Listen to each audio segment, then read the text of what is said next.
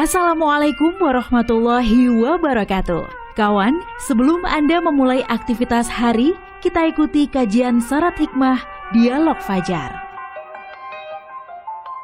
Assalamualaikum warahmatullahi wabarakatuh. Selamat pagi kawan. Untuk pagi hari ini yang luar biasa, pukul 5 pagi seperti biasa, kita masuk di program Dialog Fajar bersama kawan-kawan dari Pesantren Al-Quran Nurul Falah Surabaya. Saya April Abi bersama dengan Ustadz Ali Muafa. Kita sapa sama-sama. Assalamualaikum Ustadz. Waalaikumsalam warahmatullahi wabarakatuh.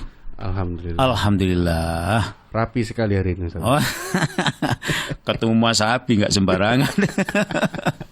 Alhamdulillah. Ini Alhamdulillah. kalau 4 hari terakhir ini hari keempat Ustadz ya. Iya, iya. Wah, membahas tentang perjuangan Nabi Ibrahim, apa yang bisa dicontoh, apa yang bisa diterapkan. Sebentar saya salah, mohon maaf. Yeah. Jangan lupa para jamaah haji dan jamaah umroh untuk mengingat apa di balik kata-kata makom, apa makom tadi?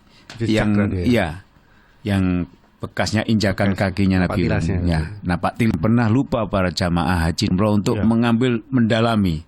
Lanjut Mas. Ya. Wah, ini yang penting juga ya.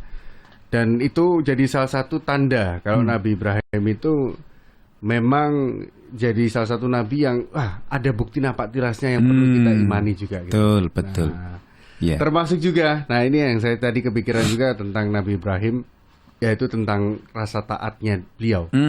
Dimana kalau kita sudah pasrah, sudah taat, selalu ada jalannya. Teringat dengan kalau yang paling terkenal kisahnya selain kisah Nabi Ismail yang disembelih, tapi Nabi Ibrahim pernah dibakar. Ustaz. Dibakar. Masya Allah. Ceritanya pasti melekat kepada kita yang ini kok bisa dibakar tapi kerasa dingin karena pasrah. Mau Ustaz Ali dijelaskan juga, silakan. Masya Allah. Bismillahirrahmanirrahim. Assalamualaikum warahmatullahi wabarakatuh. Waalaikumsalam warahmatullahi wabarakatuh. Bismillahirrahmanirrahim. Alhamdulillahirabbil alamin. Alhamdulillahirabbil alamin. Allahumma shalli wa sallim wa barik ala sayyidina wa maulana Muhammad wa ala alihi wa sahbihi ajma'in. La haula wa la quwata illa billahil azim. Kawan, Mas Abi, pagi ini kita menyebut lagi asma Allah, bersyukur, bersolawat. Juga tadi saya katakan tiada kekuatan, la haula wa la quwata, tiada daya dan kekuatan illa billah, kecuali semuanya itu ditolong oleh Allah Subhanahu wa ta'ala. Akhirnya kawan, pertanyaan Mas Abi tadi itu bagaimana ceritanya liku-likunya Nabi Ibrahim membentuk keluarga yang luar biasa itu sampai beliau dibakar seperti itu. Lalu kemudian ternyata apinya itu menjadi dingin. Sudah dijawab sebenarnya sama Mas Abi tadi. Jadi orang itu kalau patuh kepada Allah, kembali saya bilang di 4 hari yang lalu, 4 subuh yang lalu, totalitasnya itu loh Nabi Ibrahim, totalitasnya, ketaatannya itu sampai disuruh menyembelih putranya pun oke. Disuruh sebelumnya itu sebelum meninggalkan istri dan anaknya dalam keadaan seperti itu juga oke. Subhanallah. Maka kalau orang taatnya kepada Allah itu seperti itu luar biasanya, maka Allah akan mudahkan segala urusannya. Amin. Meskipun kalau kita dengar ceritanya Nabi Ibrahim gak mentolo, tapi Allah menggampangkan bagi Nabi Ibrahim. Nabi Ayub juga yang kita nggak tega mendengar ceritanya. Yang sakit itu. Iya, yang sakit itu. Kita baca berkali-kali meneteskan air mata, tapi hatinya itu loh digampangkan oleh Allah Ta'ala. Kok bisa gitu loh? Lah iya, kok bisa? Itulah bedanya orang taatnya total kepada Allah Ta'ala, maka Allah akan berikan rizki min haitsu la yahtasib. Allah memberikan rizki yang tidak disangka-sangka. Kalau kita bilang rizki itu di Indonesia kan uang. Betul. Padahal tidak hanya uang. Kesehatan. Iya. Termasuk jembarnya hati. Itu dia. Betul. Ya Allah, kalau kita melihat ujian manusia di dunia ini, Kita melihat saja Mas Albi ya. Tak sanggup rasanya. Tapi kadang-kadang kita melihat, lah orang itu kok cik sabarnya. Seperti tidak mengalami ujian apa-apa. Itu loh. Saya pernah datang kepada orang yang sakit stroke. Ya. Saya itu menyembunyikan tetesan air mata saya. Tapi malah dia nuturi saya. Nuturinya tidak dengan kata-kata, tapi dengan sikap. Misalnya begini. Ya Allah Ustaz, wis pokoknya satu yang saya minta pada sampean itu. Apa Pak? Wis pokoknya saya ini doakan ikhlas sampai mati. Coba dekun aku. Ikhlas sampai mati. Beliau tuh menambahkan, ini memang ujian bagi saya. Wis pokoknya saya minta jenengan doakan saya ikhlas sampai mati. Dia gak nuturi aku aja nih. Ya. Nabi Ibrahim dibakar itu nuturi kita juga. Dengan adegan itu. Jadi ketika Nabi Ibrahim mengajak orang-orang, ayo mlebu swarga, jangan masuk neraka. Bersama saya menyembah Allah, malah gawe berhala yang besar itu ditewel untuk sekitaran Ka'bah juga. Oh, dulu di sekitar Ka'bah. Lu ya opo? Ya. Saking sabare para nabi, termasuk Nabi Ibrahim. Akhirnya tidak dengan niat jahat, Nabi Ibrahim mengajarkan akidah kepada orang-orang kafir, ya. Berhala itu dirobohkan satu persatu. Dipecahi dengan, ya kalau di sini besi gitu ya. Terakhir tinggal yang besar, besi itu ditaruh di lehernya, pundaknya, di lehernya berhala yang disembah oleh orang-orang kafir itu. Diadililah Ibrahim. Kurang ajar Ibrahim. Tuhan kita dirobohkan semua. Di sidang, di pengadilan, wis tertuduhnya pasti Ibrahim. Ibrahim mengatakan, tidak mungkin, bagaimana aku membunuh Tuhanmu. Wong Tuhan kok dibunuh. Gak mungkin, lalu siapa Nabi Him? Gila kau, macam-macam. Sidangnya ya. Akhirnya ya tanyakan pada Tuhanmu yang paling besar itu yang membawa besi itu. Logikanya dia yang merobohkan, bukan aku. Mana mungkin? Loh, jawabannya kok ya kembali kepada memukul dia. Mereka orang-orang kafir mengatakan, gak mungkin Tuhanku yang paling besar nih yang merobohkan yang lainnya. Yang lain. Lalu tidak mungkin engkau, Him Ibrahim, menyuruh aku untuk bicara dengan patung. Dia patung yang paling besar itu. Wong dia patung kok diajak bicara, gak gendeng awakmu itu. Ya Allah ya Karim, kalau saya ingat cerita itu, ya Allah begitu ternyata ya. Nabi Ibrahim itu mendidik dengan akal pikiran yang sehat. Lah ya wong berhala, gak iso ngomong kok mbok sembah. Pikiran kita, matilah engkau. Ternyata Mas. Ternyata kawan, Nabi Ibrahim ditangkap, tutuk palu, di pengadilan kau bersalah dan hukumannya pasal sekian kau harus dibakar. Dibakarlah Nabi Ibrahim di atas tumpukan kayu bakar yang begitu menakutkan. Murub begitu, menjilat-jilat Nabi Ibrahim, ditaruh dipanggang seperti sate di atas api, uparan api yang sedemikian panasnya. Tentu ya saya berpendapat panasnya dibikin yang paling panas. Supaya pembakaran itu bisa panas mungkin. Dikasih apa? Semakin panas. Nabi Ibrahim, ya Allah, bismillahirrahmanirrahim. Aku nuruti apa sejarah hidup saya ini. Saya yakin engkau yang maha tahu ya Allah. Apa yang harus saya lakukan. Dan apa maumu. Aku total taat kepadamu. Lillahi ta'ala inna sholati wa nusuki wa mahyaya, hidupku, wa mamati, matiku, lillahi rabbil alamin. Aku bertautkan dengan kehendakmu ya Allah. Lho iki sing penting.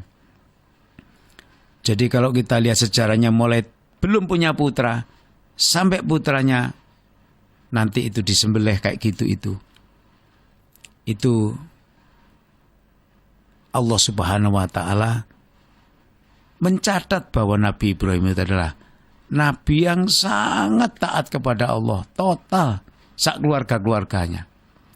Maka janji Allah, kalau orang taat kepada Allah sedemikian rupa totalnya, maka Allah memberikan rizki min haitsu la yahtasib. Di antaranya masih banyak janji Allah itu ya.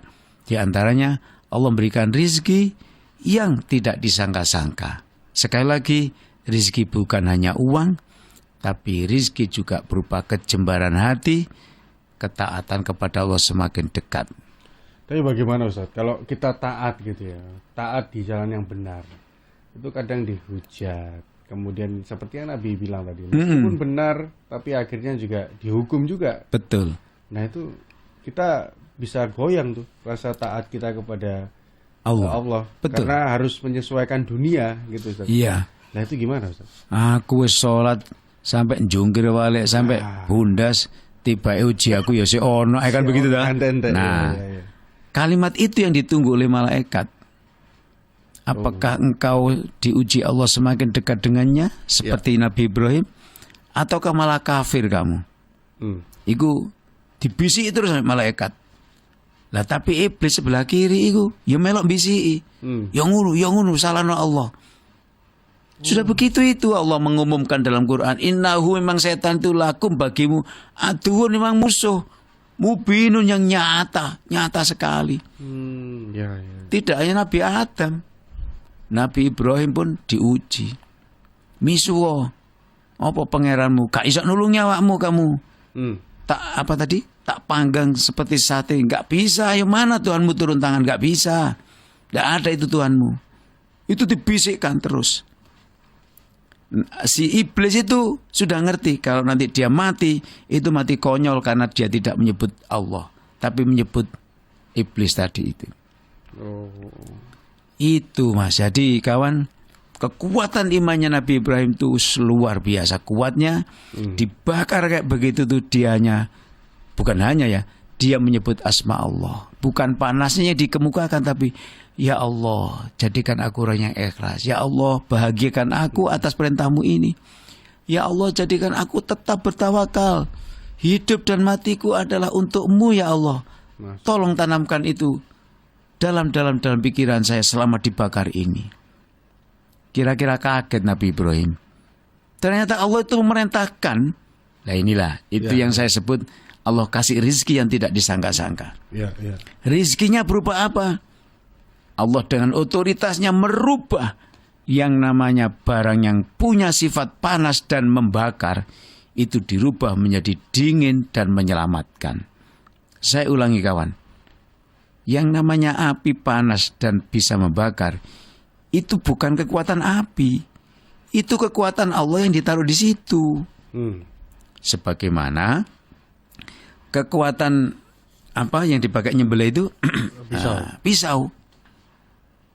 Pisau itu punya kekuatan, bisa memotong, melukai, daging, bahkan apapun bisa dilukai oleh pedang itu. Tapi kekuatan itu bukan kekuatan barang itu. Kekuatan itu adalah dipasang dari kekuatan Allah. Sehingga ketika Nabi Ibrahim menyembelih lu gak makan. Iya kan. Gitu? Padahal udah diasah itu. Diasah wis, coro bahasa sekarang diposoi. Soalnya ini perintah Allah. Bila perlu berbulan-bulan diposoi ya Allah supaya nanti tidak melukai anak saya yang saya akan sembelih tidak sakit kan gitu toh. Ternyata dicabut itu kekuatan bisa memotong dan melukai itu menjadi gak makan. Lalu Allah mengatakan, wes cukup. Sudah cukup Ibrahim, ketaatanmu sudah cukup. Aku ganti dengan domba sekarang. Kan begitu ceritanya. Kembali dibakar. Allah mencabut kekuatan panas dan membakar itu. Dicabut oleh Allah kekuatan itu. Yang punya kekuatan Allah bukan apinya kok. Akhirnya Allah mengatakan, ya naru, wahai api, kuni, jadilah engkau bardan, berubah menjadi dingin. Jadi Allah memerintahkan api, kau berubah jadi dingin. Ya, tidak hanya dingin, wasalaman menyelimuti, menyelamatkan, mendampingi, menjaga Ibrahim tidak kebakar, tidak panas. Arti wasalaman itu luas, Mas Adi, kawan. Termasuk akibatnya menyelamatkan hatinya. Karena engkau, wahai api, berubah menjadi dingin, maka Ibrahim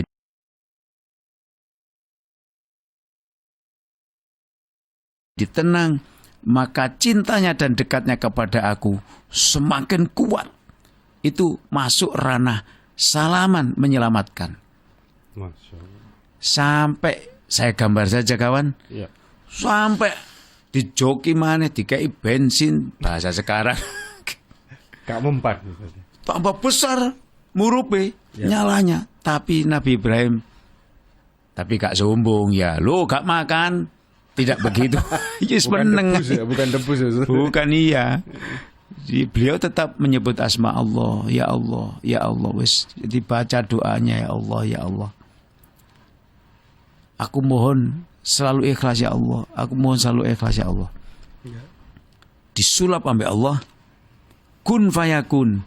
Jadilah air itu api itu panas, Ya. menjadi dingin, dan tidak mempunyai daya untuk membakar siapapun. Seujung rambut tidak ada. Masya Allah. Panas saja nggak ada, apalagi membakar. Akhirnya Nabi Ibrahim dalam keadaan masih hidup, gagah perkasa, semuanya atas pertolongan Allah Subhanahu wa Ta'ala. Saya dan Mas Abi dan kawan-kawan, tolong yang pergi haji atau umroh ke Tanah Suci Makkah, tolong tidak hanya difoto dengan HP-nya jejak Nabi Ibrahim itu, ya, kakinya itu. Difotolah, masukkan dalam hati bagaimana perjuangan beliau menggapai rahmatnya Allah, menjadi kekasihnya Allah. Itu kita mohonkan supaya kita ketularan sifat dan karakternya Nabi Ibrahim. Amin. Juga anak-anak kita semuanya. Amin ya rabbal alamin. Taat dan pasrah ya, bukan suatu hal yang mudah untuk dilakukan. Tapi mencontoh para nabi-nabi dan juga pastinya kalau kita tadi ngobrol tentang Nabi Ibrahim, semoga hati kita bisa ditaatkan kawan kepada Allah Subhanahu wa Ta'ala. Terima kasih ya. Dan juga saya Aprilia Abi kawan bersama dengan Ustadz Ali Muafa, kawan-kawan dari pesantren Al-Quran Nurul Falah Surabaya mohon undur diri. Terima kasih. Assalamualaikum warahmatullahi wabarakatuh. Waalaikumsalam warahmatullahi wabarakatuh. Program Dialog Fajar yang baru Anda simak kerjasama Suara Surabaya dan Pesantren Al-Quran Nurul Falah Surabaya, lembaga dakwah yang amanah, profesional, dan berbasis Al-Quran. Pesantren Nurul Falah mencetak guru-guru Al-Quran dengan metode tilawati dan tahfidz Al-Quran. Informasi dan pemberian donasi hubungi 031 828 1278 atau nurulfalah.org. Wassalamualaikum warahmatullahi wabarakatuh.